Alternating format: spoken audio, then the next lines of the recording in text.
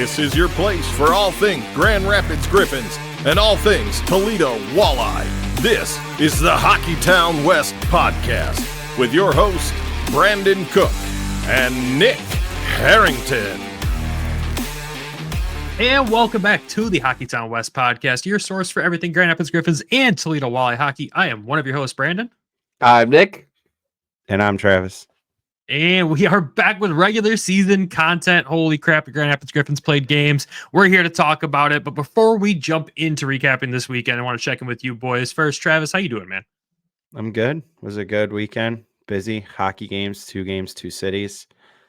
Griffins home opener was a lot of fun. I was glad I could make the trip up there. And then the preseason game in Toledo was a good time. Yeah, it looked like a riot. I can't wait to break that down a little bit at the end here. But Nick, how was your opening weekend, man? It was all right. Yeah, nothing cool happened for you? Nothing? No, I mean, some legend walked past me while I was down in the Griffins locker room. So that's no big deal. And Nick had to change his pants immediately. Yeah, that was crazy. I mean, I knew that was going to happen at some point this season. Not me having to change my pants, but him walking by us. That was cool. That was super cool. The experience for the weekend was good. I mean, besides Saturday night, I'd like to forget Saturday night, and I think most Griffins fans would want to forget Saturday night. So, but at least we had Toledo for Saturday. There'll be bumps along the way, but things happen. I think that's how it was last year too, wasn't it? We started 1-1, didn't we? I don't no. I think we swept the opening weekend, then we lost the road trip, if I remember right. But it feels like 3 years ago at this point. It was just last year. But here we are. Whoa. Before we dive into this weekend here, there is some stuff we want to cover. Obviously, we're going to talk about the Griffins home opener and their road trip to Rockford for their first 2 games. But there was some news that affects the Griffins that's happened and news impacting the organization overall. So first thing we'll start with is congrats to Albert Johansson. Played his first NHL game on Saturday, which I didn't get to watch a ton of, but looking back at the highlights, he looked good. Like, he looked really good. I don't know what you guys got to see of it, if anything, because you guys were obviously both watching the other games that were going on. But any input on Albert's first NHL game from you two? The Twitter sphere was going crazy for him. That's what I can say. I had the game on. For me, with my ADHD, it's hard to focus on 2 things at once. So, like, I was a little bit there and a little bit there and a little bit over here. So, but what I saw on Twitter was good reaction back from Albert. I mean, it sounds like he was doing exactly what he was doing here in Grand Rapids, just at the next level. I don't want to say pro level because these AHL guys are pros. So happy to see. I'm hoping, is he in the lineup tonight for the Rangers, against the Rangers? Yes. Yeah. Yep. And he's looked decent so far tonight too.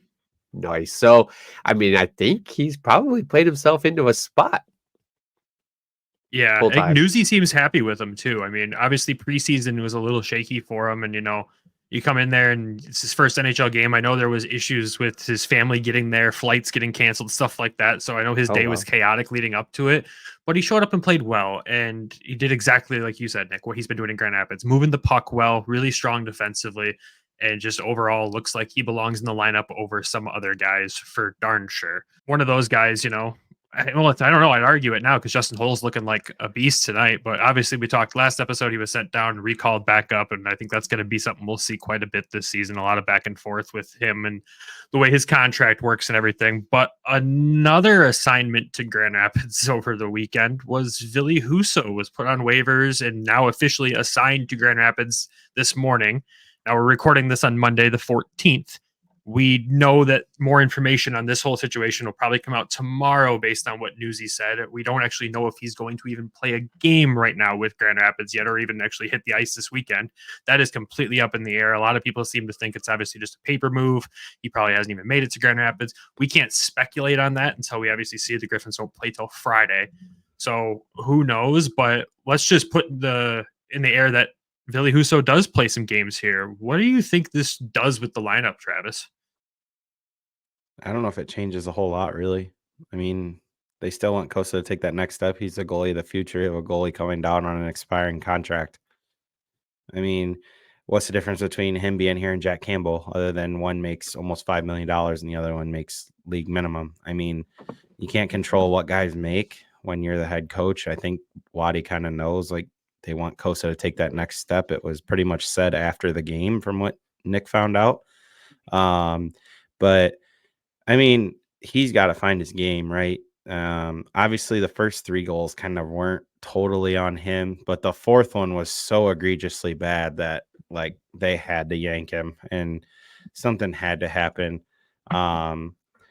It's not a shock he wasn't picked up, I don't think, just carrying the cap hit he carries, even though there's only 1 year left. But you feel for the person, but the player at the same time probably looking to be better. So hopefully he gets an opportunity to find his game. Yeah, and we saw glimpses of him down here in the AHL last year on the the injury assignment and everything. And he looked really good at this level. So if he does end up playing games in Grand Rapids, I don't think there's any concern there for Griffins fans. He'll do what he does here and hopefully finds his game.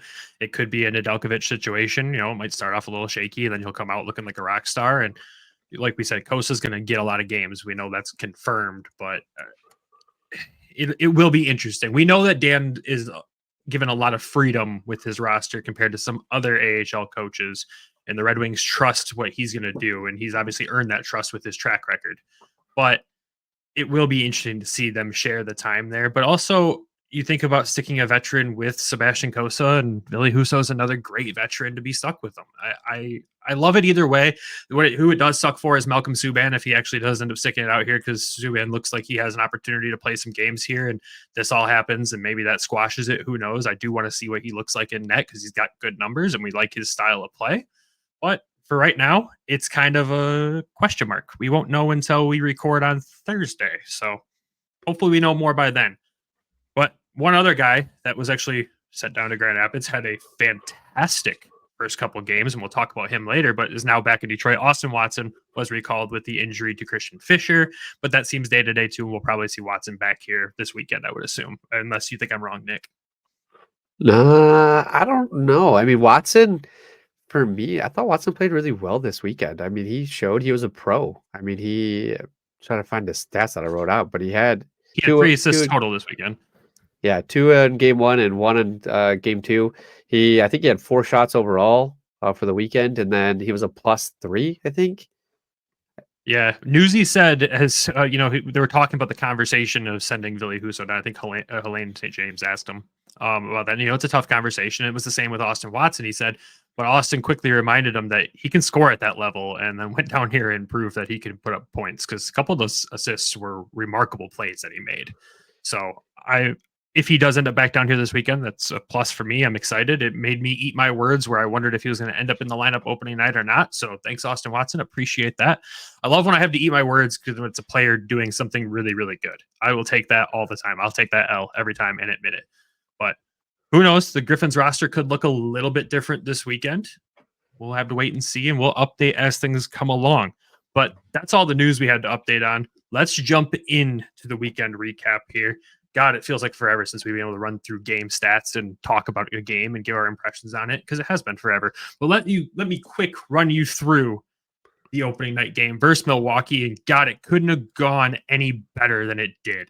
Grand Rapids Griffins come out of this game with a 3-0 win. Sebastian Kosa gets a 35 save shutout on opening night in front of a great crowd, 10,834 people in the arena. It was packed. It looked like a lot of fun. Wish I would have been there. Quick rundown of the scoring, though. Marco Kasper, who else, kicks off the season for Grand Rapids, getting his first of the season with Shine and Watson assisting.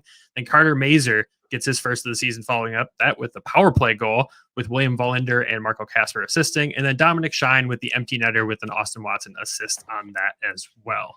So overall, good game. Power play went 1 for 6. We'll talk about that, because that's going to be a topic of conversation with us. But let's talk about the obvious here in Marco Kasper's first game back in the AHL this season. Overall thoughts and reactions. Travis, you were in the seats as a fan. I want to hear your thoughts first. Best player on the ice, probably, without a doubt. He continues to just amaze, and I think kind of push the issue that if there is a long-term injury in Detroit, he's going to be the first call up. Amazing goal he scored. Honestly, that whole play was a thing of beauty. The stretch pass, the pass by Shine into the middle. Marco picks it up right at the hash marks and just basically didn't have any time to do other than what he did, and that was just take it to his backhand and get his hands up towards the crossbar, and puck goes in the top corner. So that was a really nice play. Really good defensively. he took a bad penalty, but he made up for it quickly. You know, he almost scored essentially right out of the box almost. It was shortly after. Didn't like the penalty. I mean, it was definitely an avoidable penalty. It's probably just one of the things you just got to skate away. I mean, he turned and just slashed a guy. But outside of that, to pick up a goal and an assist, I believe. Yeah. He played really well. I thought he was the best player on the ice. Nick, any thoughts you want to add on Marco Kasper there? Yeah, so one thing that I kind of forgot about is, and I was listening to Rundown, and Zach and Derek were talking about this, is you got to remember last year when the start of the season, he was just coming back from that rehab injury from his knee. So like that came into like going into preseason and then coming in with us, getting adjusted to everything.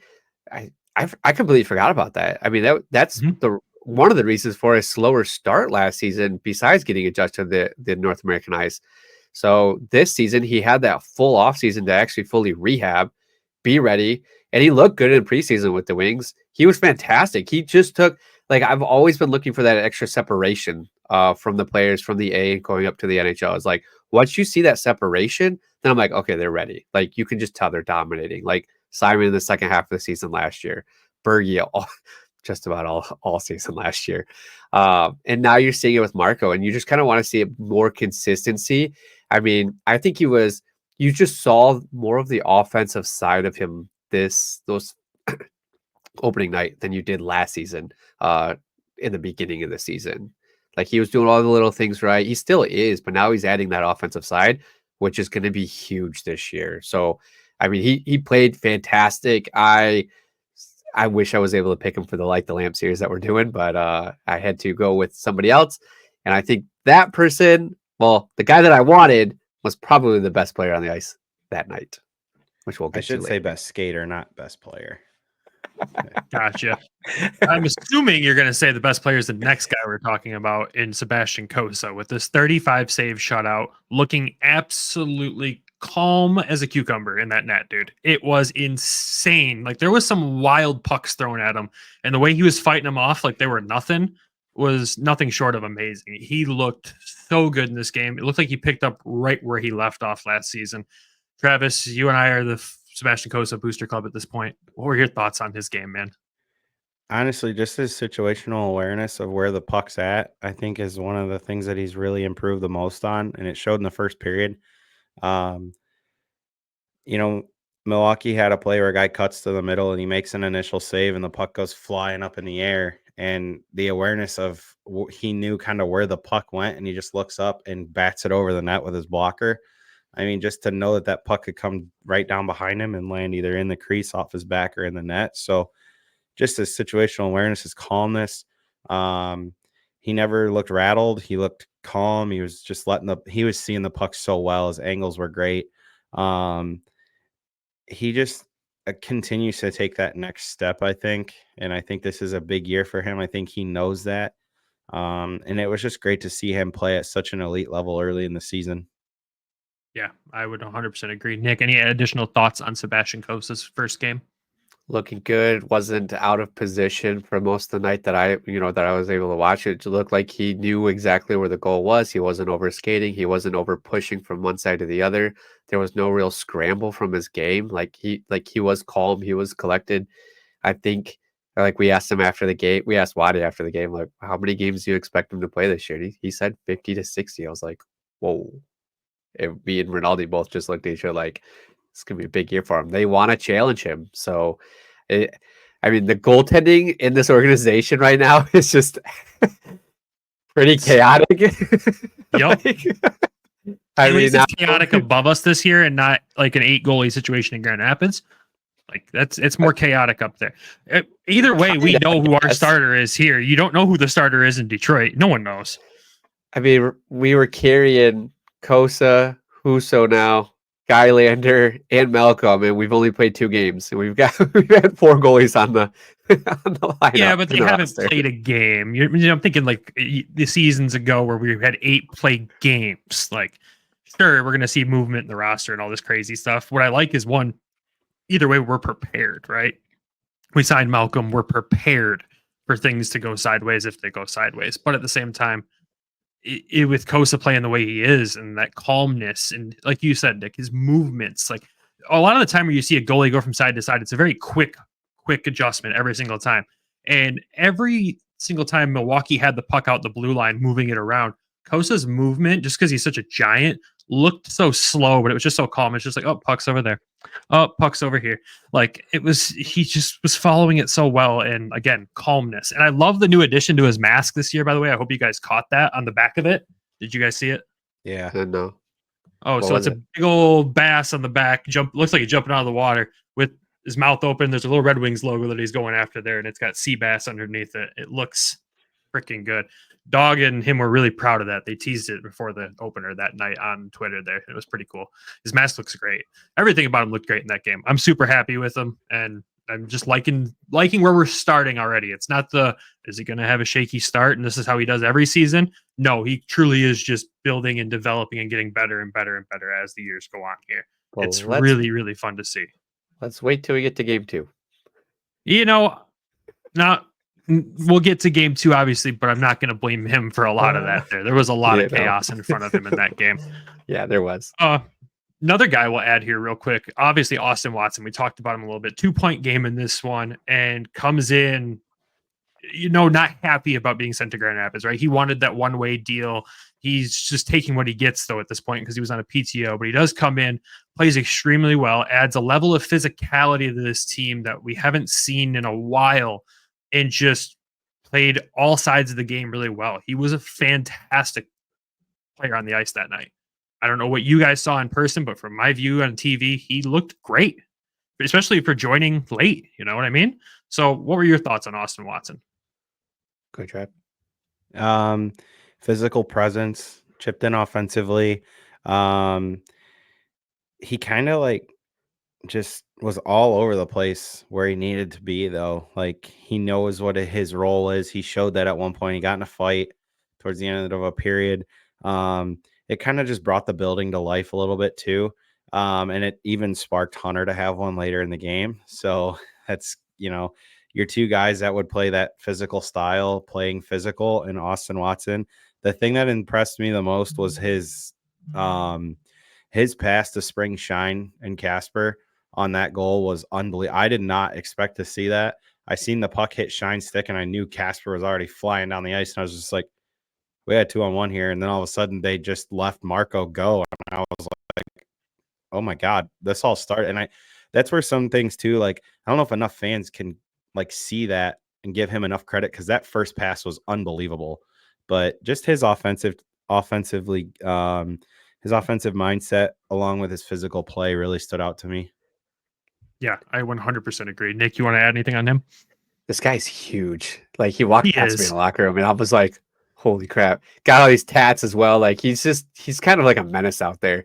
And I think the nice thing about having him down here in Grand Rapids, I would like to see that kind of play out of Carter Mazur, being that offensive side, but also being that, you're not going to mess with my guys kind of thing. I think that would help kind of be the mentor for him down here. I mean, I might be completely off too. You guys can correct me on this, but I think that's kind of what we were kind of looking for with Mazur. And he's not very, I would say, aggressive, that style, that aggressive as Watson is. Watson's out there to beat some heads in. I feel when he's out there, he's looking to fight, he's looking to stir it up.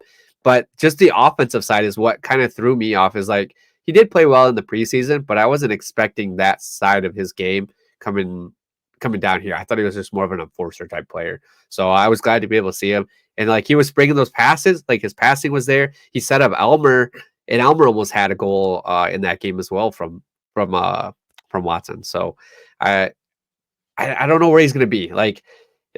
I know he's called up tonight with the Rangers. Maybe we've got a guy that could potentially bring a different spark to us coming in the lineup soon. So it is nice to know that, we'll have him for a good chunk of the season, most likely. He's going to be called to Detroit for specific cases where you're playing Florida, you're playing Ottawa, you're playing teams that have been roughing you up in the past. Dallas, I'd love to see Austin Watson handle a Jamie Benn for once. That would be fantastic.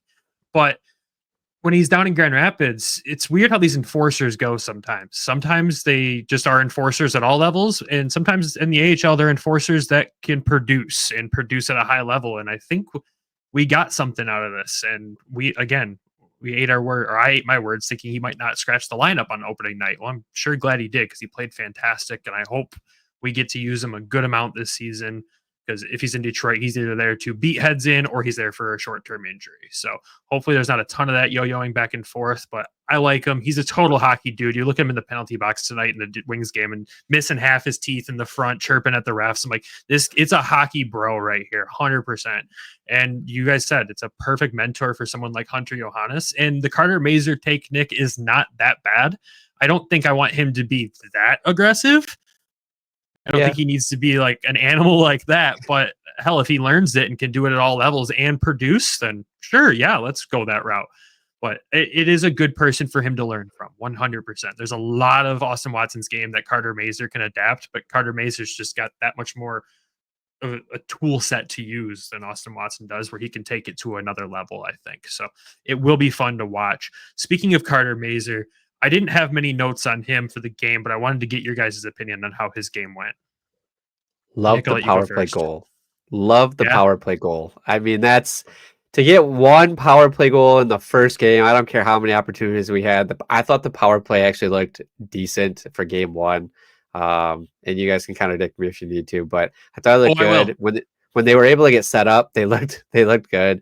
But Carter just ripping it from that left circle face off and putting it in. I was stoked on that. So I wish, and then I took him game 2 for like the layup and nothing. He was shoot me in the foot. So but I mean, to get on the board early, that's important for him. You know, like I can't remember who was telling us, but I think it was Katie was telling us that he's one of those guys that needs the stats. When he starts accumulating them, he starts playing better and he gets that confidence under him. So it's good for him to get a hot start like that. And I'm hoping to see him kind of start getting that separation from the other players on the offensive side. So, yeah, it was good to see him playing with confidence. We saw him in the playoffs, like really turn it up a notch. And it's good to see him kind of pick up right where he left off as well.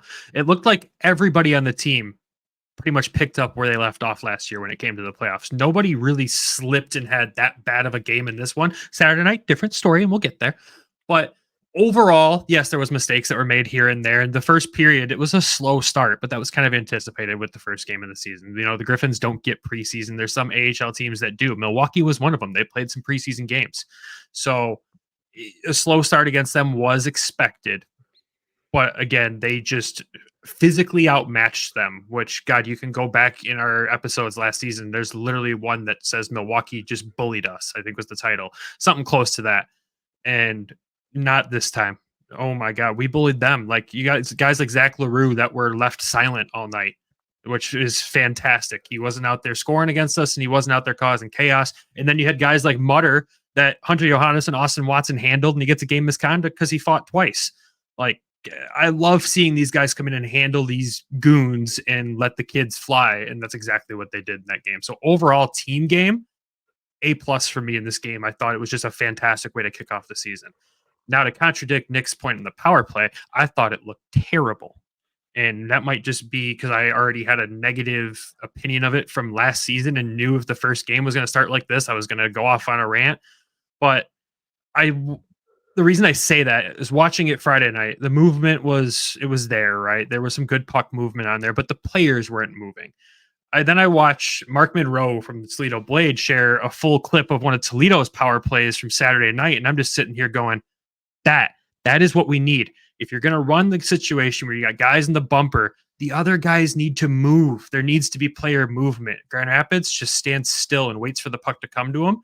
And sometimes the guy that's in the slot or behind the net there will move, but everyone else just stays. There's no rotation. The puck movement's good side to side, but we need to be moving and moving the puck at the same time. Until we see that, this power play is going to be terrible. Like, Steph just needs to sit there and watch the Toledo power play over and over and over again to understand it and replicate it here. Because it's beautiful. It's a thing of beauty. The movement that the players have done in Toledo on the power play, it's art. It's fantastic. And I know there's some power play experts on that team that, granted, we might not have on this team. But at the same time, you got to start moving. The one plus I will give in the power play for opening night is William Vollander running a power play unit. He looked solid. He looked really good with it. He looks very confident on the blue line doing it. I'm really excited to see what he's going to develop into this year running that power play. But that's my thoughts and opinions on the power play. You guys can contradict me if you would like. I mean, I got a couple of thoughts. Yeah, I love it. So, okay, I wouldn't say it was terrible. There were a couple that weren't good. There were a couple that were okay. Then there was one where they scored. So, I don't know. This is tough, right? You look at it 1 for 6. Yeah, it's not a great number, but did it kind of give them momentum and keep momentum? I would say yes. And just because you don't always score on a power play doesn't mean that it was a bad power play. I look at it this way. You killed 5 for 5. You went 1 for 6. You win the special teams battle. They won the game. I mean, do you want to see them score a little bit more? Absolutely. Now, it's definitely not Toledo where they score in 9 seconds, but that's neither here nor there. We'll get to that later. But no, like Nick said, I thought there was points where there's good puck movement. I did find Mazur being where he was at kind of interesting. I don't think of him in the off wing as that kind of guy. I would think of him more as a net front guy, but I also didn't. I'm new to the Griffins, so I'm also learning with this season and learning where guys go, what their games are, and so on and so forth. But I agree. Wallander up top was really good. I have it right here. Just give me 1 second. So you had Snively, Dries, Mazur, Casper, Wallander as your first unit. And then you had 2-0 Ammo, Nate, Elmer, and Watson as your second unit.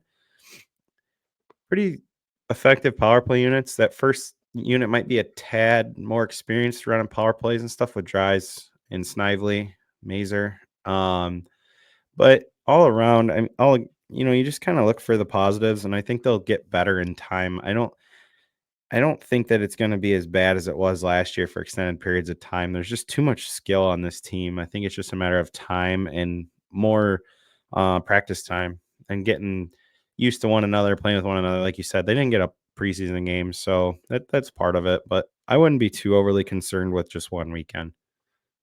Yeah, and I see where you're coming from on it, and I understand. I think it's just the pain of going through the power play of last season that'll just continue to haunt me until I see continued success from it. And you're right, getting one and winning that special teams battle is good. PK, fantastic. We kind of expected it to be that from where it was last season, but going 5 for 5 in game 1 is fantastic. That definitely changed the game and kept Milwaukee's momentum at a minimum. And another thing that I know we called for a lot last season that I did see was Elmer parked in front of the net when he's out there on the power play. And I did enjoy seeing that. You got to park that behemoth in front of the net and screen that goalie, and magic will most of the time happen. I think the big thing that'll change for the power play as the season rolls on is Snively and Dries getting adjusted. If they would have had some preseason games with this team to be fully adjusted, I think you would have seen more more from them this weekend. But I think once they get up and running and get used to everything, I think that'll change a lot too. But I mean, Nick, do you want to add anything to that? I mean, if we can get one per game, I think that's going to be like kind of the goal, to be honest. And then I know last year it was so hard at the beginning of the season. Like we had the least amount of penalty or power play opportunities in the league. I remember we were tracking like 3 months.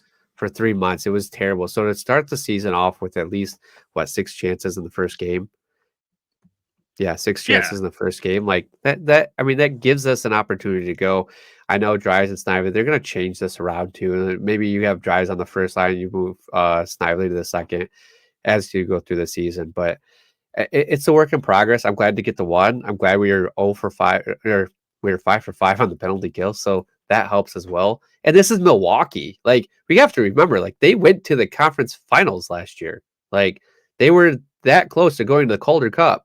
So Milwaukee's not a slouch, even though they lost some goalie, I guess, throughout the offseason, but 2 of the goalies. But this is a good team, and they had a preseason game to be able to get adjusted and get that chemistry going on their end. So I mean, for us to be able to come in and blank them and get a power play goal like that, I think that's a huge win. And I like what Travis says. It's got to take the positives, right? Yeah, 100%. I can't be all positive though, right? There was so many positives. Like, I had to throw one negative in there. We'll get to game 2 in a minute. Yeah, right. Yeah.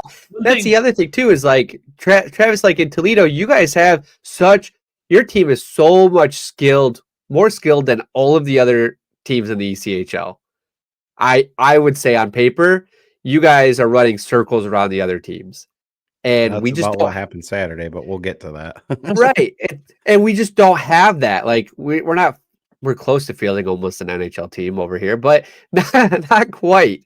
So you're very spoiled with what you have, and maybe we're still gonna. Hopefully, we can pick something out of Toledo and incorporate it into our power play as well to take that to the next gear. And I agree. Like we do need to make some movement. We need to skate around and keep that puck possession. So. Yeah, and that was my point bringing up Toledo's too, is like if you're going to run the power play with the bumper guys like you want to, you got to have guys moving. You can't stand still. It just doesn't work that way.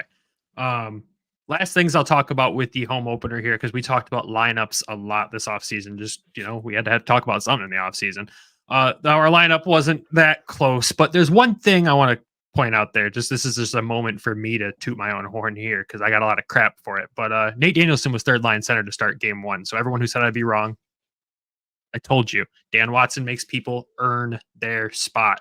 And I thought that line was good. I thought that it was a fun one to watch. I think Cross Hannes looked a lot better in game one than what I saw last season. I was excited to see some movement there. Shine with those two was a lot. It was just a fun line to watch. Cross was getting aggressive in there, and I think Shine brings that out in him a little bit. Cross really stuck up for Nate at one point in that game. Yeah, he did, because Nate took a nasty hit that I did not like in that game, and Cross jumped right in there, zero hesitation. Yeah. And it was good to see Alexander Doucette in the lineup for game one, too. I did like to see that there. The lineup of Johannes, Lombardi, and Doucette was fun. So that's just the piece I wanted to add there. We'll transition to an ad break here real quick, and when we come back, we will recap game two, and that'll be a whole different level of enthusiasm for a conversation. So, Nick, go read the ad. The quest for the Stanley Cup starts now. The puck's dropping on the 24-25 season. Get in on all of the action at DraftKings Sportsbook, an official sports betting partner of the NHL. Super easy for the first timers to get started. Try betting on something simple like picking a team to win. Go to the DraftKings Sportsbook app, select your team, and place your first bet. With the Red Wings opening the season on Thursday, October 10th, the current line is Detroit Red Wings a minus 130 on the money line. Odds and lines are subject to change between now and then. And if you are new to DraftKings, listen up. New customers bet $5 to get $200 and bonus bets instantly. Download the DraftKings Sportsbook app now and use code THPN. That's code THPN for new customers to get $200 and bonus bets when you bet just $5. Only on DraftKings. The crown is yours. Gambling problem? Call 1-800-GAMBLER. In New York, call 778-HOPE-NY or text HOPE-NY 467369. In Connecticut, help is available for problem gambling. Call 888-789-7777 or visit ccpg.org. Please play responsibly. On behalf of Blue Hill Casino and Resort, Kansas. 21 plus age and eligibility varies by jurisdiction. Void in Ontario. Bonus bets expire 168 hours after issuance. For additional terms and responsible gaming resources, see tkng.co/ice. Copyright NHL 2024. All rights reserved. Hockey is in the air, and the throw of the game is bringing Griffin fans from all over the state to the Van Andel Arena. So when you're looking to get tickets, your number one choice should be Game Time. Game Time has a new feature called Game Time Picks that makes getting tickets to see your favorite teams play live even easier. Game Time Picks filters out the fluff to show you only incredible deals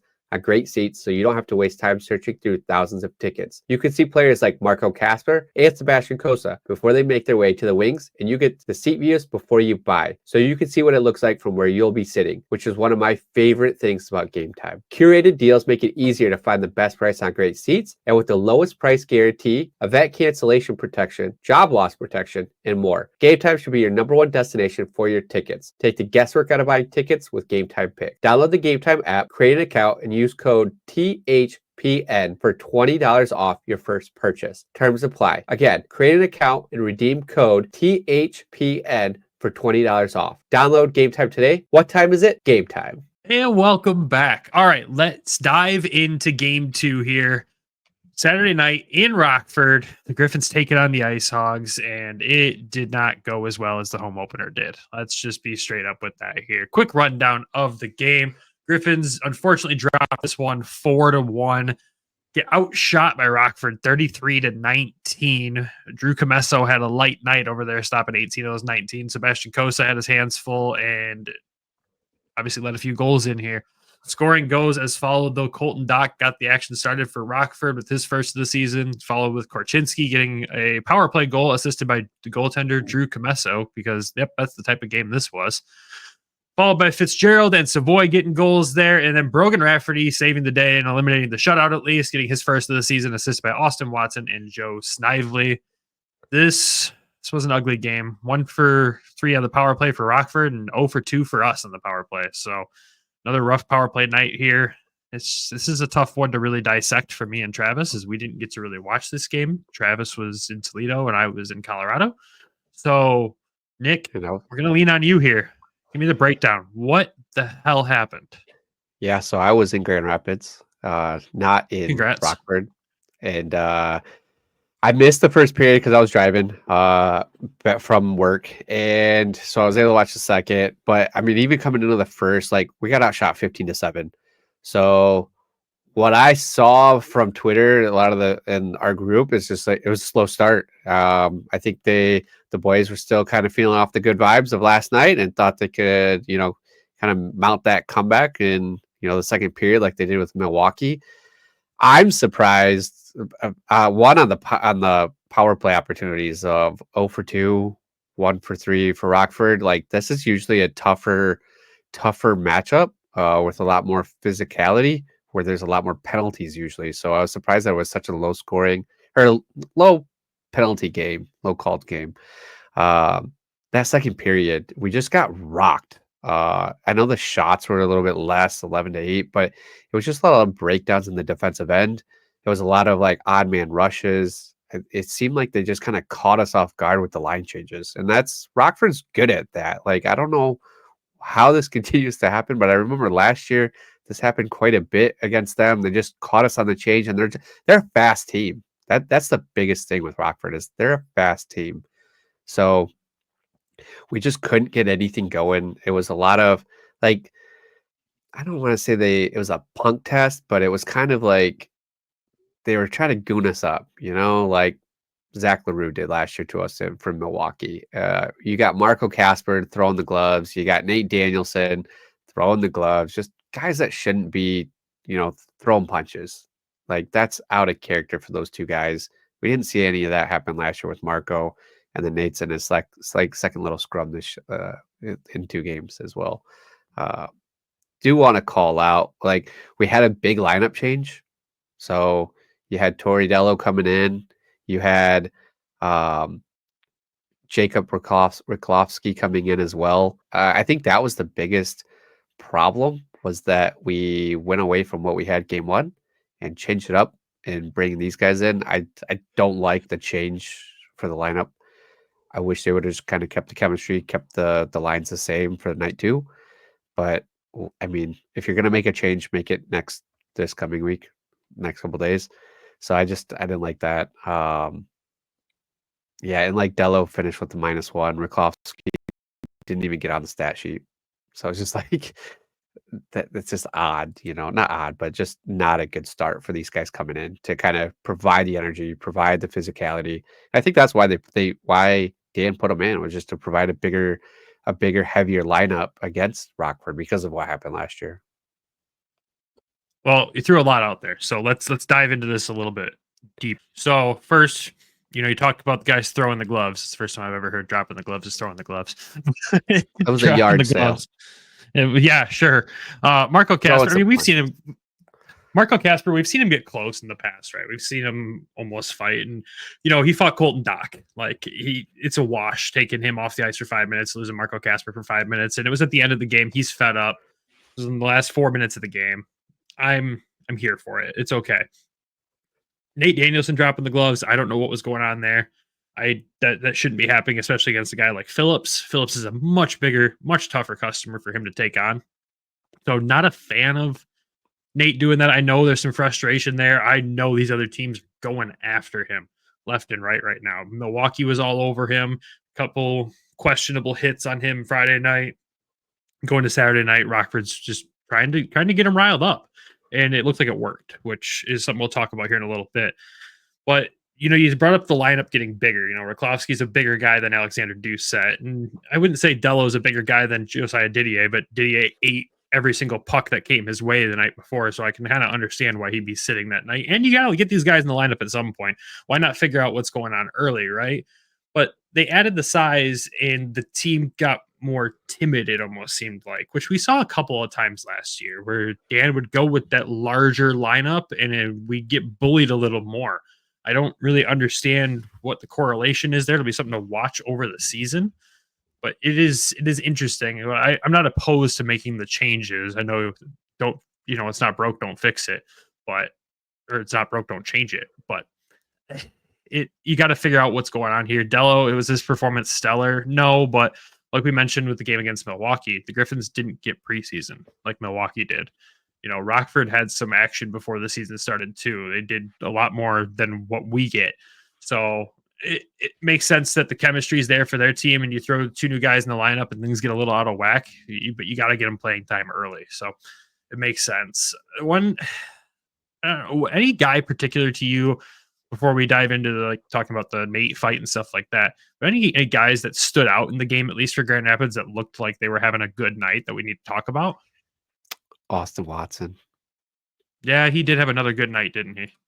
Yeah, I mean, he finished with 1 assist. He had 2 penalty minutes, 2 shots on net. He was a +1. I mean, he, again, that matchup favors him, right? He is an NHL player. He's playing in the A.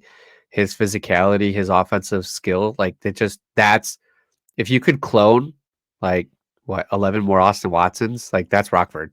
That's how it feels like. That's how it feels like playing against them. So, and I felt too, before we get into those fights, is in the third period, at that point, the defense, we're just blasting it at the net, trying to get anything to just deflect. Rockford did a really good job of keeping us out to the outsides, keeping the shots, blocking the shots and staying in the shooting lanes. I mean, it just, nothing was working those first 2 periods. So we just kind of resulted to just blasting it from the blue line and hoping for a deflection, hoping for some puck luck. I mean, one thing I will notice looking at the stat sheet here, Brogan Rafferty, he did get the 1 goal for the Griffins there. He did have 4 shots on goal in the game, so he's clearly trying. Elmer, 3 shots on goal out there. He's trying to get the puck on net. So there's a couple guys that, they were trying their best there, and I wouldn't say the guys weren't trying overall. It's just they got outmanned and outmuscled. This Rockford team's good, and they are stacked. I mean, we didn't know if Frank Nazer was going to be on the team, and he is, and we knew if that was going to happen, it was going to elevate them to an even higher level. And we played this team so many darn times this season where it's going to be battles like this every single game, and it's probably going to be I can see him splitting the season, honestly, with the way this is going to go. And that's not good news for either team when it comes to the division, having that many divisional games and splitting them. So hopefully we can get an advantage over them at some point there. But they are a really good team. They got great goaltending, and they are stacked with prospects. They are filled with Blackhawks future players. So it's going to be a fun battle to watch this season, but it's going to be an exhausting one. I have a feeling. But don't sleep on Gavin Hayes either. That kid, being able to watch him at Flint Firebird, I don't think he's their top prospect by any means. But, gotta give some Flint some love. It's weird that Rockford's in the same conference as the Griffins since the Wings changed to the East. They're not in the. It's not the same. You know what I mean? Yeah, you get the rival, and Toledo has Indy, so it's when you see Detroit and Chicago play, it's just oh, this is so weird that the 2 minor league affiliates both are still in the same division, but the parent clubs aren't. I wish it'd realign. It needs to go back. It was more fun that way. It was a lot more fun beating Chicago. We enjoyed it. But, I mean, yeah, let's talk. We already talked about it a little bit. Nick, you have something to say? We did hear the Detroit sucks chants throughout the game as well near the end of the third period. So that was fun. Oh, it's good to see that Rockford fans have returned those when we're not Detroit. We'll teach them geography this season. We'll have a segment next time we play them in the preview of geography with the Hockeytown West podcast boys, and we'll teach Rockford where Grand Rapids is on the map, and they'll know it's not in Detroit. Maybe we need to bring a map. Oh, we could. There's an idea. Any Griffins fans going down to Rockford, feel free to bring a map and show them where Grand Rapids is. If not, we'll do it whenever we get down there eventually. But let's talk about the thing, right? We talked about Nate Danielson dropping the gloves in this game. And this one of the things that kind of stood out to me, not being able to watch a ton of it, but just seeing some frustration start to kind of loom, it looks like, with the kid. He obviously, Milwaukee was all over him. They're not giving him much space, and he's still playing a solid defensive game up and down the ice. His two-way game is fantastic. Obviously, points aren't there yet, but those will come. But you can see the emotions early here, and that's common with these younger players, right? We saw it with Simon Edmondson. You make boneheaded decisions and you take penalties and stuff like that, and he had to learn how to not do that. And God, you watched his first couple games with Detroit before last season, and he was taking dumb penalties there, and he was still doing it for the first half of last season in Grand Rapids, and then he learned quickly you can't do that if you want to move up. But when you let emotions get the best of you, like Nate did, it looks like, you end up in situations where you're fighting guys who are twice your size and their job is to goon it up when there's guys on your line that should be able to go out there and do that for you. I don't know. In my head, I'm like, what's he thinking? I'm curious what Dan Watson thought after that when he came back to the bench. I'm curious what that conversation is like, but I just want to get your guys' thoughts on it. And Trav, I know you've probably got some good thoughts on this. I mean, at some point you got to kind of stick up for yourself at the same point, you know, like you don't want to just take your lumps every day. Now, every young player is going to take lumps. They're going to go through those games, right, where they're getting out physical, they're getting beat around. I mean, they're young. He's a young kid. I mean, probably playing against, I don't know the roster that well for Rockford, but he's probably going against somebody that's, I would assume, maybe 5, 6, 7 years older than him. You guys can correct me if I'm wrong. So, I mean, you know, Nate's still growing, still developing. You don't want to see him do it. I mean, but at the same time, he's probably sick of it. And I mean, if nobody else is going to do it, why not do it if you absolutely have to? I mean, granted, we don't want to see that. That's probably one of the last guys on the team you want to see in that position. But I mean, at some point, you're going to want to just fight back. I mean, if you're getting constantly just bullied and bullied and bullied, I mean, take it when off of an ice rink. If somebody's picking on you, eventually you just snap. So, I mean, I understand why he probably did it. And hey, learning experience. Yeah, it is interesting to take on a guy who's 6'5", 203 pounds. So that's a mistake. The bigger they are, the harder they fall. Yeah, right. Exactly. But, you know, you say, like, you got to stick up for yourself. And there's guys in this team that usually would take that role. And, you know, Austin Watson, Hunter Johannes, and we know they dropped the gloves the night before, and we didn't see any of that in the Rockford game. Now, we've talked off air about, you know, is there a rule with the AHL where, you know, if they have consecutive fights in multiple nights, is there a suspension? I don't know the answer to that still. I got to find it. But that maybe that's a possibility. Someone will have to correct us in the comments if it's not a possibility, but let's just talk in the realm of it not being a possibility. I'm surprised the boys didn't jump out there and take care of business. It does surprise me, right, Nick? Yeah, it is kind of odd. I mean, he's on that line with Cross Hannes and Dominic Scheid, and Cross actually stood up for him. That he's been sticking up for him. So, which is not a guy that I want to see fighting either. Like, I mean, he's more of a skilled player than an aggressive guy. You know, so it's just a different part of his game. So it is odd. I'm wondering. You know, we talked about it yesterday, is do you move him up in the lineup? Do you change things up? I mean, I don't know why he's so frustrated. I hate that he's playing the emotional side. You know, play with emotion, not emotional, is what Waddy said last year.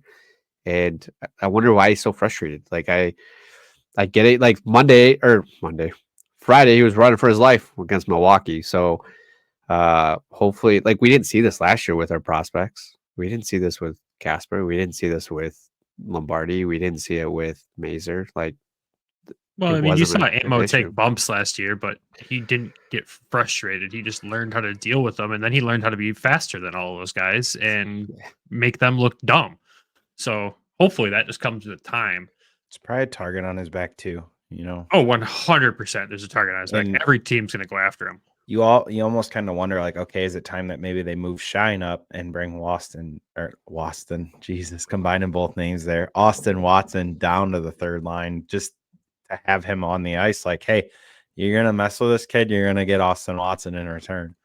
Wouldn't be shocked because they were both sent down again today. Whether that's a paper move, we will find out. But yeah, I mean, at the same time, it's like, okay, well, you're going to have to deal with him if you mess with him. And I don't think a lot of people are going to mess with Austin Watson. And part of it, too, is they were on the road, so they can't dictate matchups. He's out there against the wrong people. That kind of stuff's just going to happen. At some point, it's going to happen. Now, granted, I know you don't – Nick just said he doesn't want to see him playing emotional, but it's part of the sport. It is, but at the same time, like Nick saying, you know, we don't know why he's frustrated. It's confusing that he is this frustrated this early. I mean, is it the pressure, at least on the fan side, for this kid to produce is through the roof? Like, fans were banging on the door for him to make the NHL last year, and he didn't. He went back to juniors, tore it up, played a couple games in the playoffs at Grand Rapids last year, was exhausted during those after a long season in the WHL. I was in a training camp a little quieter this year. Marco Kasper really shines, and he's here in Grand Rapids on the third line to start the season. It's not a place he's familiar with being in, and I'm sure he feels that pressure. But it's just kind of one of those things, you know, it's the other thing that Dan Watson preaches. When you're a Griffin, you're playing for the Griffins. You're not playing for the Red Wings. You're not doing all that stuff. Of course, there's the aspirations and dreams, but you got to buckle in and do your best you can with this team and focus on being good here. Once you're good here, you can focus on being good there. He's got to start with that step. He's got to relax a little. Go have fun. He needs to find the fun in the game right now. I think that's what it is. He's frustrated because it's not going his way and he's getting targeted. Go out there and make him look stupid. He's faster, more agile than any of these goons on these other teams. He can go out there and make them look dumb. He's just got to go out there and have fun and do it. Yeah, I would agree with you there, Brandon. Like, I don't think he's distracted by the point of like being up in Detroit like Bergie was. I wouldn't say Bergie was, but you know, there was a lot of pressure on Bergie being up in Detroit last year.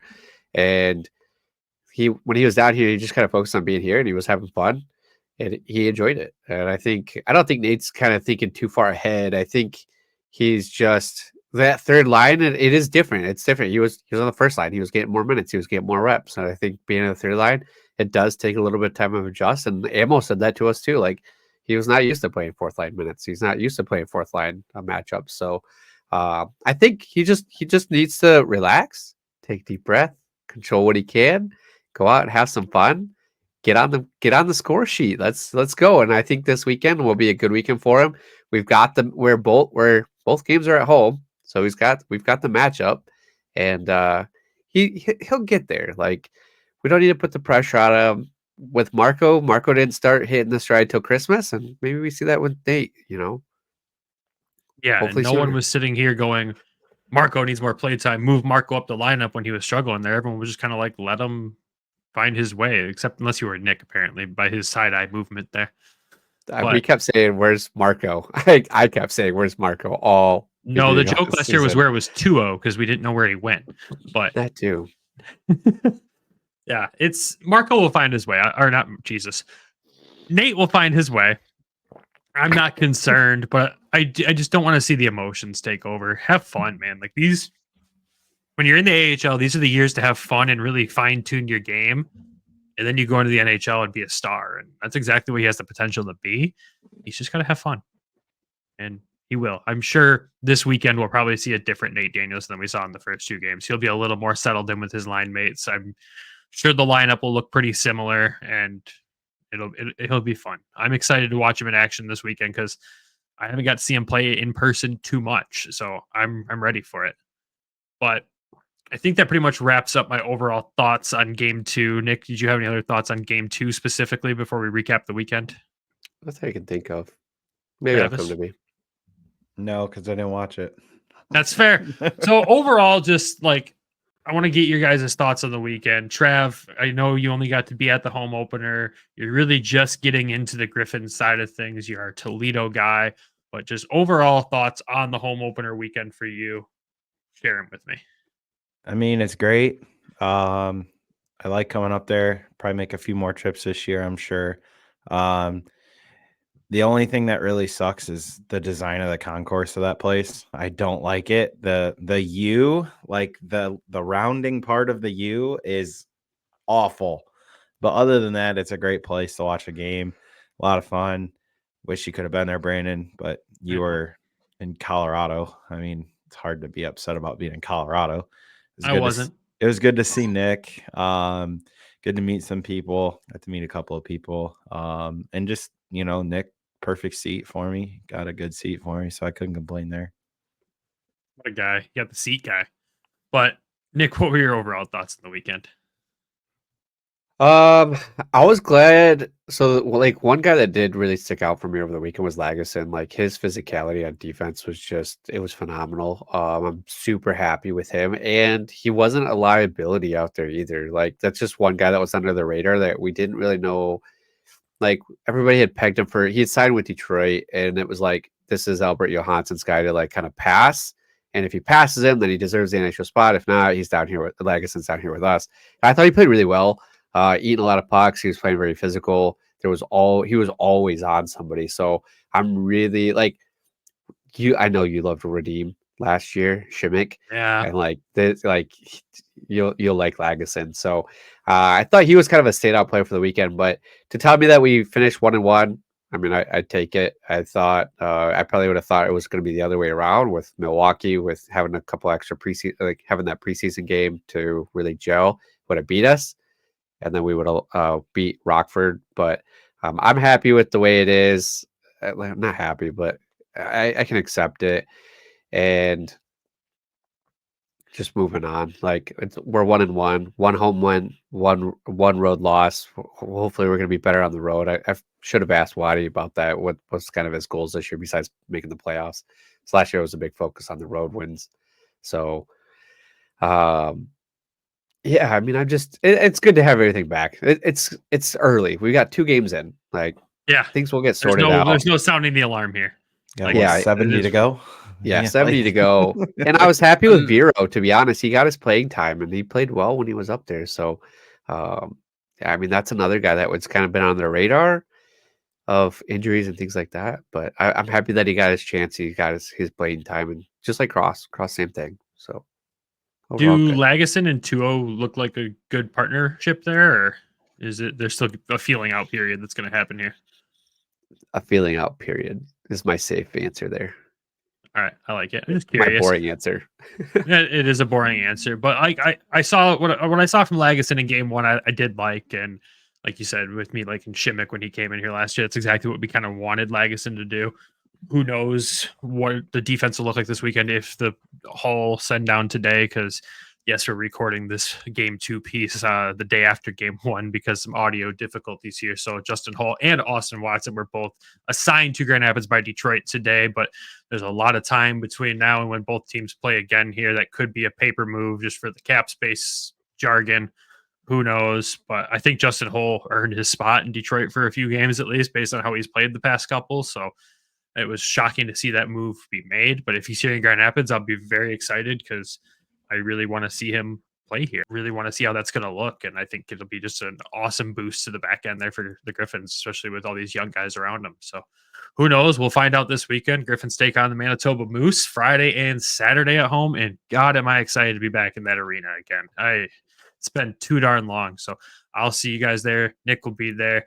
Travis will be bumming around Toledo, having fun down there, and it'll be a good weekend. And speaking of Toledo, I think we should talk about their preseason action this weekend because they played their only 2 preseason games this past weekend. So they had Friday night in Kalamazoo taking on the Kalamazoo Wings, and then Saturday night in Toledo taking on the same Kalamazoo Wings. And I noticed Saturday night the Walleye were wearing the Kalamazoo Wings jerseys from last year because they were wearing their practice jerseys. You're not wrong. Toledo doesn't wear their normal jerseys in preseason? Nope.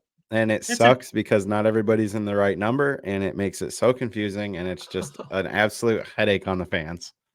Nick's having nightmares about that right there. Ryan was sitting next to me, and he had to have the roster up because I'm like, who is this? And I literally kept asking, like, dude, who is 19? And he's like, it's Seeger for like the 10th time. And I'm like, dude, I'm sorry. That's me halfway through the season with the Griffins. I still have to have the roster sheet next to me. 100%. So I guess, Travis, give us the Walleye rundown here. Talk about what we saw in the preseason, just kind of what your overall thoughts are, and just kind of quick run through of those couple games there. So I missed the first game because I was in Grand Rapids. So from what it sounds like, none of the big guns really played. Big guns being Hawkins, Spezia, Smerrick, and Redicop all did not play in Kalamazoo. And it sounds like it was the Griffins send down show, really. Carson Bantle, Gabriel Seeger both had goals.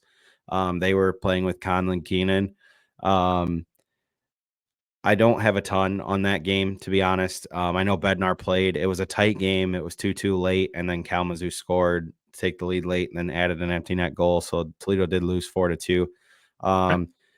The Saturday night game, it was good to be back in the Huntington Center, seeing a lot of familiar faces. I missed half the third period because somebody wanted to chat with me with the Storm content that we did. So they thought that was a blast.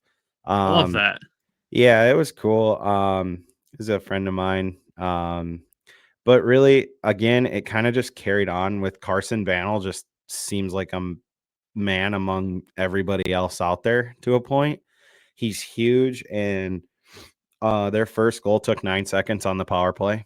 So, yep, the free chili is all Northwest Ohio. Wendy's better just start making chili for the whole year because they're gonna be handing out a lot of them.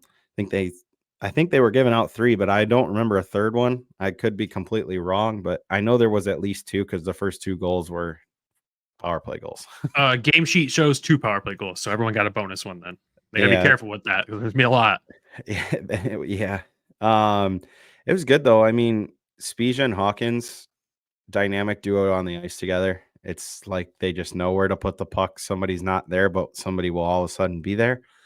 It's very Sedin like to a point.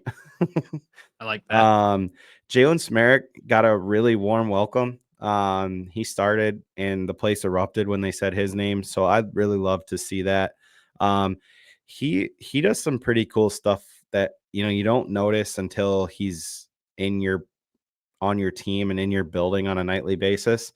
He's coming around the net, and I remember he's left-handed. So he started right-handed and then, hey, I'm going to all of a sudden go left-handed. And he would come around the net and he would just take his right hand off the stick, and halfway down the shaft has his hand on the stick, one hand. And like at one point he had a guy on him, and I'm like, oh my God, this is going to go terribly. And it didn't. And I was just like, oh yeah, well, there's the skill that everybody knows about. Carter Guylander started the second game in Toledo. I thought you could tell he's never skated with the Walleye, and I kind of felt bad for him because a few of the goals was just blown coverages, which can tend to happen in the ECHL. So there were points where he did get kind of hung out to dry, but it's not all his fault. I mean, it was a 5-4 game, but it is what it's preseason too, right? So they're all learning to play together. They've only been in camp for like a week and a half, so long way to go still. Outside of that, I mean, it's just what you expected, an offensive onslaught, really. Yeah. I mean, from my notes that I have, just from the little bits and pieces I was able to see from this, I mean, I love one putting 36 shots on goal in that game, the second game in Toledo. I love that. 2 for 5 in the power play. Fantastic. Love that. Carson Bantle having 4 points in 2 games in the preseason here for them, which when we saw him in the red and white game, Trav, you and I were like, this kid can't skate, but apparently that was just a bad day for him. Skating playing pretty well around the guys down there. Well, made us eat our words. Thank you, Carson. He got the puck at one point and he just starts going around the whole offensive zone. And I was just like, what is he doing? He just goes, here's another lap. We're going around again. And I was just like, okay, this is not what we've seen at the red white game. Not at all. Good to see Seeger getting 2 points as well in 2 games. Gotta love that. Yeah. Power play looks incredible. Like I said, Guylander, with what he had to work with, at points looked great. At points looked not his fault. The one guy I think really is going to kind of steady this team is Sawyer. Really? From Hershey in South Carolina. He seems like just a real steady force on the blue line. His two-way game is really good. I don't think he's going to put up Jalen Smerrick numbers offensively, but I think two-way he's going to be a really good player to keep an eye on. And then the one guy that I was kind of happy to see play well was Casey Dornbach. He scored a goal in that game. So beautiful play. One-timer from Cruz and Pelosic. That was a nice play. And Redicop making his presence known. I mean, we got to talk about it. Got to. First home game in the Huntington Center. It is a preseason game, but drops the gloves against his former team. Love to see it.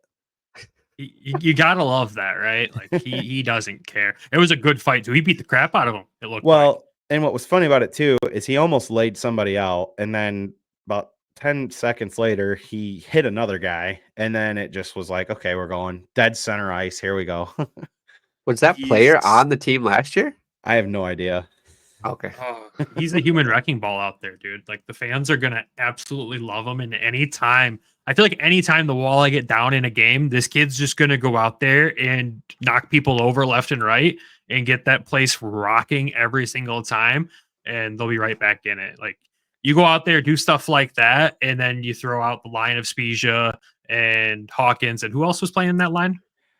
They had Craigs on that line that night. Now, good friend of the show, Mark Monroe, he did give us some information, which he said we could talk about with some lines. Obviously, Hawkins and Spezia, they're going to probably be together quite a bit. Sounds like Bliss and Lewandowski might be a pair. Now, who also is with those two, we'll see. Craigs and Cruz, he had mentioned that he had seen together a lot. And, power play unit, plug and play at this point. Like you had said, Brandon, before, the goaltending coach is the only full-time ECHL goaltending coach. And then none of the guys are shying away that they know it's cup or bust, from what Mark said. None of the guys are shying away from it. They kind of know that's the expectation, and that's what they're there to do, and that's what they want to do. And that the size of Seeger and Banel, along with Redicop, just big bodies out there, which I'm sure Toledo fans are going to be super excited for, probably until one of them gets called up a week into the season, because just that would be our luck. But hey, all for the players getting their development. And it did sound like Bednar is going to get every chance to be the clear number one, from what Mark said. So that's really exciting for him. So huge thanks to Mark for all that information. Obviously, I did get to see him for a quick second after the game on Saturday. He's kind of in a hurry, but did take a second to say hi. So just wanted to say thanks to him. Love that. Nick, you look like you had something you wanted to say there. So this goalie situation, what? What do you mean? So Bednar is going to be the number one? I think that was kind of obvious going into the season. Well, yeah, that was before Carter Gylander was. Carter Gylander hasn't started a pro game, buddy. Slow down. He's got to earn the spot. He was up in Grand Rapids for most of the, like, I don't want to say preseason, but he was up with the organization for quite a bit. He was up sitting in the press box for the playoffs last year. Then he sat behind the bench when Husso decided to take himself out of warm-ups, But it's very clear that Bednar is the number one of this team. And you hope you see with this is Carter Gylander pulls a Sebastian Cosa, who sat behind John Lethman, and learns a bunch, plays some good games. He's going to start off rough. We expect that, but he's got a great tool set there. He's a big goalie, and he can come in and do the exact same thing and steal that spot. But Bednar's clearly earned that spot in Toledo, especially if John Lethman's not there anymore. That's Bedsy's net, and he well deserves it. He played fantastic for this team last season, and once he's up and running again, is going to have a fantastic season. Look at the team in front of him. I mean, if I'm a Walleye fan right now and hearing every player is talking about it's cup or bust. Like even Mark Monroe shared some bits that he talked to Trenton Bliss, and we've talked with Bliss here a couple of times too as well, and everyone on that team knows it's cup or bust. And we love that mentality, and the lineup just looks like it is cup or bust. This lineup is stacked. Adding Bantle and Seeger, we didn't know what that would look like with it. And that's just two fantastic additions that are only going to help this team. So I just want to point this out for you, Nick. 36 games played last year for Jan Bednar, 901 save percentage, 266. Playoffs, 5 games played, 917 save percentage with a 237. So I think he is going to get that look. I mean, yes, we have Gylander, and we also do have Gage Alexander. So don't forget about that guy, that guy as well. Just note that, he did have a 917 in the playoffs last year, so he wasn't a slouch in the postseason by any means. And what you see Toledo doing with this full-time goalie coach or Detroit doing, I should say, with having a full-time goalie coach in Toledo is there's obvious investment in building goalie prospects with the Walleye. So as a Griffins fan, when we look at these kids, we should be like, cool, they're going to get the development. They're going to get the time to play and learn and hopefully make it here. Like, you don't want to see this consistent rotation of a goalie in the ECHL going overseas. You don't want to see that. You want to see them continue to work their way up, especially if they're Red Wings draft picks. You want to see them work their way up to Grand Rapids, hopefully. Now, getting a goalie prospect from draft to NHL is one of the hardest things in the world to do. It's very few and far between that do it. But investing in that development, it's definitely Detroit's doing it, and I like it. And as a Griffins fan, I'm very excited for it, knowing that for some reason, out of the 3 goalies we have, we need a call-up from Toledo. We've got a guy like Bednar back there. And then at that point, Gylander's been learning, and he can step in and take over the spot down there with it and split the time with Alexander and roll. But yeah, Bedsy's the starter. I love it. I mean, there was no slander or disrespect to Jan Bednar. And that's not how I was slanderish. I was not trying to put that out there. Bednar played really well last year, and after his surgery, he came back, and like that main game, like he was on a tear the rest of the season. So like I'm fully on board. Like him being the starter over in Toledo. Like coming into this season, it was more of my thought process that we were going to have Campbell and Kosa here in Grand Rapids, and that was going to be maybe Gylander was the third up here, and then Bednar and Gage Alexander down in Toledo. So that would with be them a terrible moving, decision. Why? Because Gylander wouldn't play. Well, then when Campbell went to the player assistance program, that's where you kind of thought, where I was kind of leaning towards, we're going to have Gylander there as the backup, because from an organizational standpoint, it seemed like he was giving the nod ahead in that spot. So that's where I was thinking, like, maybe he was the better goaltender between him and Bednar, and he was going to be put in that number 1 spot. I see why you think that. I think we were counting our chickens before they hatch, though. Well, yeah, because now like we don't pro game. He hasn't played a pro game. We now have Husso down here in Grand Rapids, and Campbell's in the player assistants, and we also have Malcolm Subban. So it was like the whole week of goalies in this organization has been absolutely crazy. I know Bednar's good. Like, don't get me wrong. I believe in the kid. He's going to do well down there. I just thought Carter Gylander was going to get that opportunity either here, or he was on the depth chart for the organization. He was ahead of Bednar based off the organizational standpoint. And I think if you're a Walleye fan, what you want to see is, because I don't think I think Bednar knows he's probably not playing a Detroit Red Wings game. I think he knows that. And obviously, like, his track is to be that starter in Toledo and be that guy that can go up to Grand Rapids like John Letherman did and play really well and do the thing, but be that established starter in Toledo. And then Gylander's a rookie. He's a draft pick. We don't know what his ceiling is yet. Hopefully he does something impressive and can make that run up the chain. What I'm liking is we're just not tossing Gylander into action in Grand Rapids and turning it into a Philip Larson situation where he gets tossed into Grand Rapids and sent out to Toledo, and then I don't know what's he with the Pittsburgh organization now doing something. It's, that was supposed to be the second coming right there. That was supposed to be the next big goalie for Detroit, and we just mismanaged his development so poorly, and look what happened. So now we're doing it right. We learned as an organization from the mistakes, and we're doing the right things. And God, look at the path Sebastian Kosa took. If every single drafted goalie the Red Wings have took that exact same path, we have goalies all over the place. We wouldn't know what to do with them. We'd have trade bait for days. So I like it. I just love the investment in development. And Detroit's doing everything that every other organization should do, but not every other organization has a team like Toledo to work with. Toledo's special. It could be an AHL team. Let's just be real. It could be an AHL team. It's an AHL market for sure. It 100% is. But I like where it is, and I like it in our organization now. So sorry, everyone else. But it is good. I mean, it's good to see, man. It's just good to see the walleye are on the right step. We'll have a walleye season preview episode here, hopefully at some point. And if not, I'm just going to eat my words right there. But hopefully we'll get some time to sit down and really dive into it. But the high overview, the quick overview, it looked good. And the Jalen Smerrick edition is going to be a hell of a lot of fun to watch. And Tyler Spezia and Hawkins together are going to just do magical things.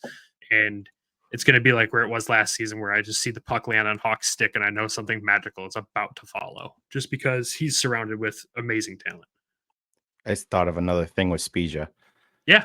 So, like I said, I was sitting with a friend of mine, and he's like, dude, when Spezia was here, he was like this smaller little offensively gifted player, and now he's out here like gritty grinder, but can chip in offensively. I'm like, yeah, look where he played the last 4 or 5 years. He was playing bottom 6 minutes in Grand Rapids. Like, that was his role. Like, now he can come down here, provide the offense, and provide that kind of snarl. Like, it's only going to help this team, man. Yeah, it's going to be fun. I'm just really excited to see that Bantle and Seeger look good, because that was just a question mark. We didn't know what we were getting there. And if there's potential need for call-ups to Grand Rapids, and those are going to be the guys, I want to see them be successful, obviously. But it's just really good to see them get off to a hot start, and I hope it carries forward to the regular season with them. That's going to be key. But I like the start where we're at there. I think that's all we've got for Toledo. We will end the episode off with a couple AHL overall updates. I figured we'd just toss a few other updates in there because not everyone looks around the AHL. And if you like this segment, let us know. And if you don't want to hear anything about the other teams in the AHL, tell me and I'll shut up.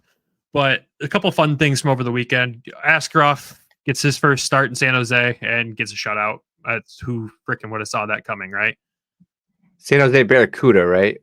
Yes, the Barracuda, not the Sharks. He's not with the Sharks because he had that injury he was nursing, but first game back from his injury, and looks like Askarov. So congrats to San Jose there. They probably got a gem. It's just good to see him out of our division, but also good to see him bounce back from that injury. Like I said, I hated him when he was over here. Now I can actually give him the love he deserves over there, because he is an elite goaltender, I think, and is going to do some pretty special things. Another thing that was really funny, it was the Saturday games.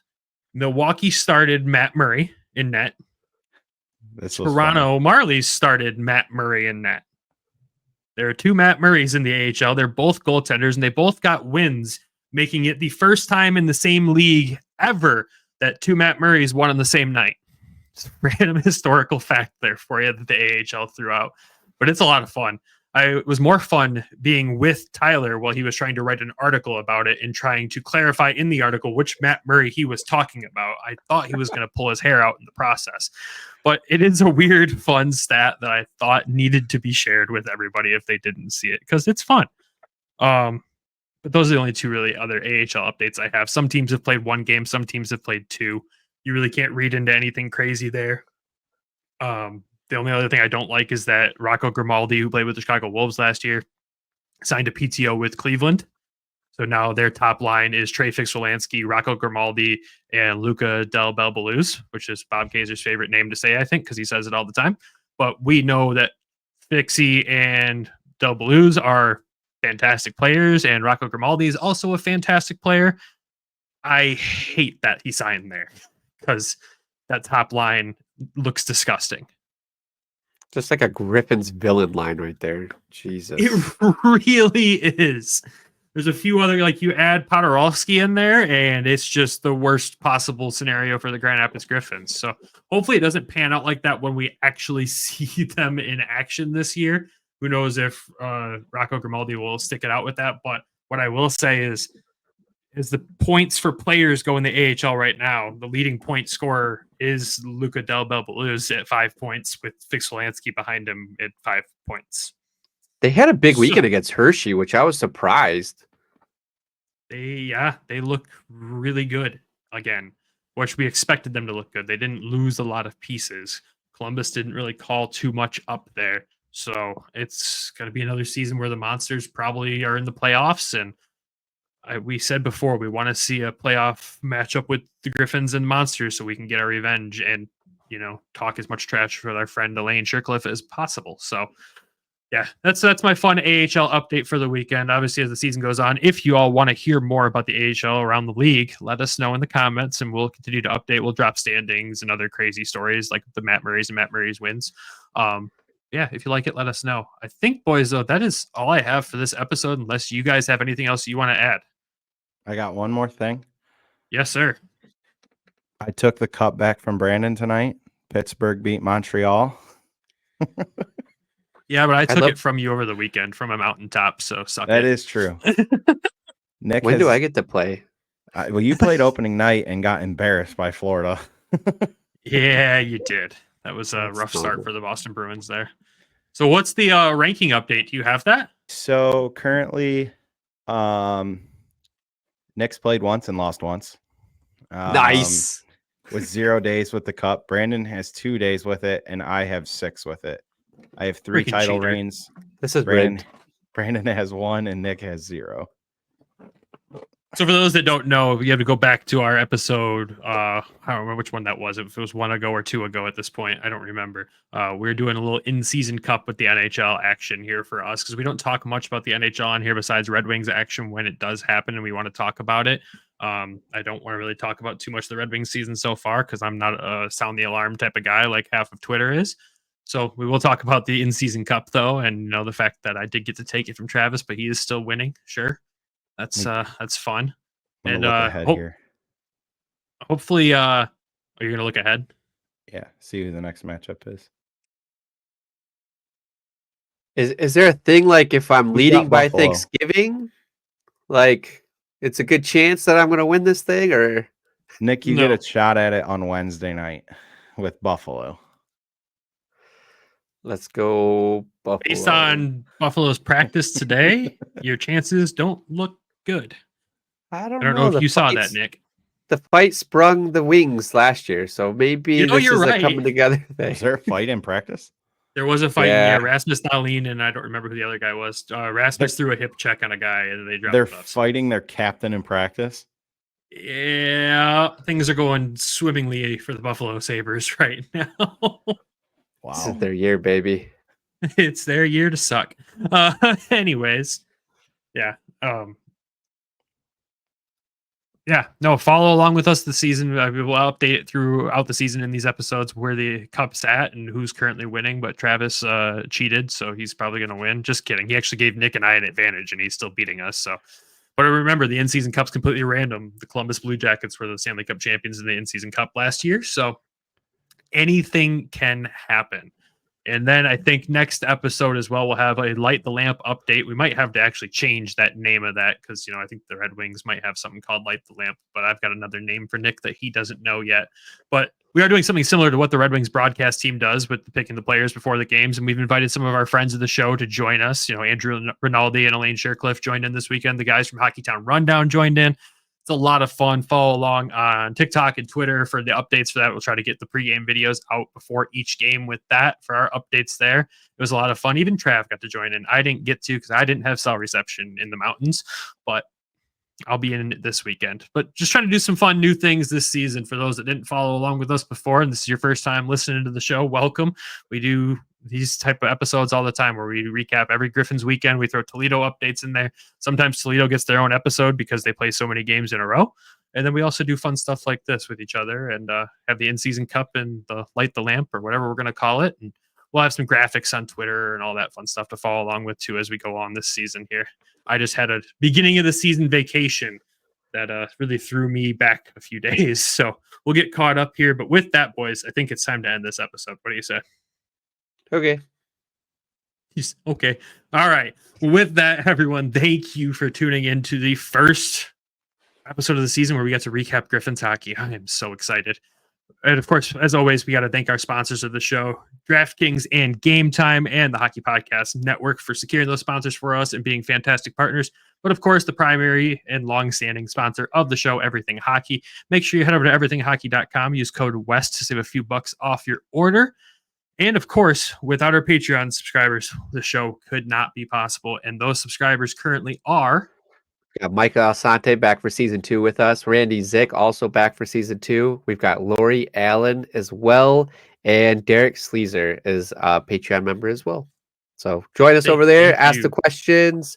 If we have post-game interviews as well, I'll let you guys know on there. Send your questions in so we can ask those to the players. Yeah, we will try to update on Patreon before we head down to ask questions to get you guys in there. So after Griffins games, head over to the Patreon page, look for that post, drop your questions in there, and we'll try to get them out to the players as we ask them. But as always, everyone, thank you for your support on there. It's going to be a fun season of content. Nick's doing some weekly updates on there. So go ahead and over there, check that out. It's going to be a lot of fun. There might be a gap in that when Nick goes to Mexico for a little bit, but I'll try to pick up the slack, I promise. But thank you, everyone, for your support and love for the show. We appreciate it. With that, everyone, we will talk to you Thursday. Until then, go Griffins, go Walleye. Love you. Bye. Thank you for tuning in to the Hockeytown West podcast. Be sure to check us out on Twitter at HockeytownWPod and your host, Nick at GR Hockey Guy and Brandon at Brandon GR Hockey.